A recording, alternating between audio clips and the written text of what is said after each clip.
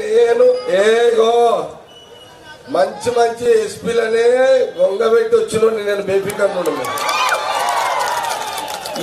వీళ్ళకు బెదిరింపులకు పోయేటోని కాదు ఆ సంగతి తెలియదు. వీళ్ళకి ఇప్పటికి పోలీసు వాళ్ళకు ఏం లేని కాలంలో కొట్లాడొచ్చినోని కానీ విన్నారా? ఏం చేయలేదు. జగ్గారెడ్డి న్యాయం పెట్టుకోండి. నేను నా జోలికి వస్తే ఇంకా డేంజర్. నేను మరి ఇంకా నేను ఇంకా అయితే ఇలాంటి చెప్తా. ఈ ఎలక్షన్లో ఒక తమాషా జరుగుతున్నది. కొంతమంది పోలీసు వాళ్ళు క్యాండిడేట్లు అండర్స్టాండింగ్ అవుతున్నట్టున్నారు. వీళ్ళు పోయి దాడి చేయడము,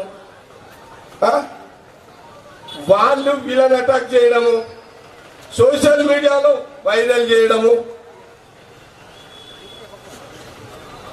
అర్థమైందా?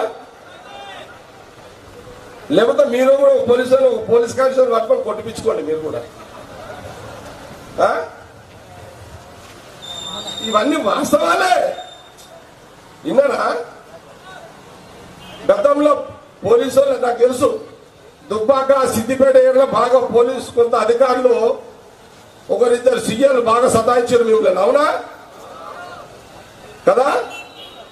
రాత్రి కూడా తీసుకొని పోయి కూర్చుని పెట్టుడు ఇదే వాళ్ళు చేసింది. ఆ కొందరు పోలీస్ అధికారులు లేకపోతే బీఆర్ఎస్ నాయకులకు అంత ధైర్యం ఎక్కడిది ఉందా? ఆ ధైర్యం ఉందా వాళ్ళకు? అంత దమ్ముందా? అధికారం లేకపోయినా కాంగ్రెస్ పార్టీకి దమ్ముంది, ధైర్యం ఉంది, శక్తి ఉంది. ఎవరికి చెంకేది కాదు ఈ బ్లడ్ కాంగ్రెస్ పార్టీది. వినరా? ఈ 4.5 ఏళ్ళు ఏ పోలీసు వాడు మిమ్మల్ని ముట్టుకోండి, బేఫికర్ ఉన్నాడు. ఓకేనా?